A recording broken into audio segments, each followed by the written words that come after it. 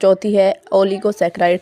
ठीक है, हमारा ये जो मोनोसैकेराइड है ये बिल्कुल सिंपलेस्ट फॉर्म ऑफ कार्बोहाइड्रेट है। इसको हम फर्दर डिवाइड नहीं कर सकते, स्मॉलर कार्बोहाइड्रेट यूनिट्स में हम इसको डिवाइड नहीं कर सकते। ये 2 से 6 कार्बन यूनिट से मिलके बनती है। इसका एग्जांपल है ग्लूकोज, जिसको हम डेक्सट्रोज भी बोलते हैं। ये देखो यहाँ पे मैंने लिख रखा है, मेंशन कर रखा है।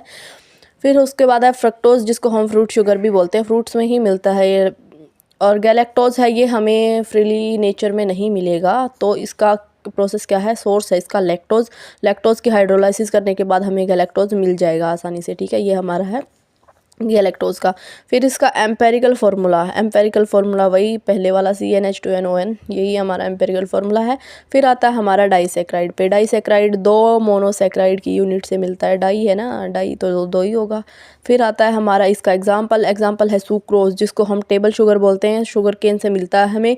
सुक्रोज की हाइड्रोलाइसिस पे हमें मिलेगा 1 ग्लूकोज यूनिट और 1 फ्रक्टोज यूनिट। ठीक है, फिर सुक्रोज देखो इसकी हाइड्रोलाइसिस दिखा रखी है, ये सुक्रोज है। हाइड्रोलाइसिस होगा तो वाटर की एडिशन होगी और इसमें एंजाइम डलेगा, सुक्रेज एंजाइम।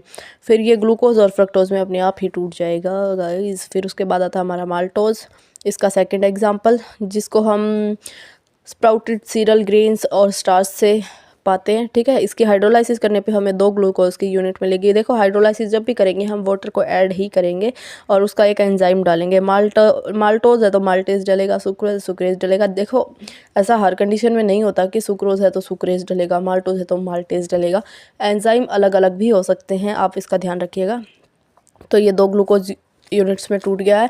फिर उसके बाद देखिए आता है हमारा लैक्टोज को हम मिल्क शुगर भी बोलते हैं। देखो ध्यान दिया तो कभी हमने लैक्टिक एसिड पढ़ा हो, लैक्टोबैसिलस पढ़ा हो, हमारा वो बैक्टीरिया, तो वहाँ से हम देख सकते हैं कि दही की फॉर्मेशन में लैक्टोबैसिलस बैक्टीरिया की बहुत ज़्यादा इम्पोर्टेंट रोल होता है। तो वहीं से ध्यान रखिएगा कि हमारा मिल्क में मिलता है, मिल्क शुगर बोलते हैं इसको, तो मिल्क में ही मिलेगा ना। तो इसकी हाइड्रोलाइसिस करने पे हमें 2 यूनिट मिलती है। देखो मैंने पहले ही बताया था, देखो यहाँ पे बताया था ना, देखो यहाँ पे बताया था मैंने कि गैलेक्टोज मिलेगा लैक्टोज की हाइड्रोलाइसिस पे। तो अब एक तो वही है, गैलेक्टोज मिलेगा, एक क्या मिल गया, ग्लूकोज मिल गया। ठीक है, लैक्टोज प्लस वाटर, ठीक है, और लैक्टेज एंजाइम, तो ये मिल गया हमें ग्लूकोज और गैलेक्टोज। और ध्यान रखिएगा ये नोट्स बिल्कुल ही सिंपल हैं, बुक से बनाए गए हैं और आप इनको लिख भी सकते हैं। Easy to read, easy to learn. ठीक है, फिर आता है हमारा पॉलीसैकेराइड को हम कहते हैं कंपाउंड शुगर। इसकी हाइड्रोलाइसिस करने पे 10 से ज़्यादा मोनोसैकेराइड की यूनिट मिल सकती है। ठीक है, अब जैसे इसका एग्जांपल है ग्लाइकोजन को हम एनिमल स्टार्च बोलते हैं। ये फूड रिजर्व होता है एनिमल के अंदर, ये लीवर के अंदर देखो स्टोर हो जाता है, लीवर के अंदर बॉडी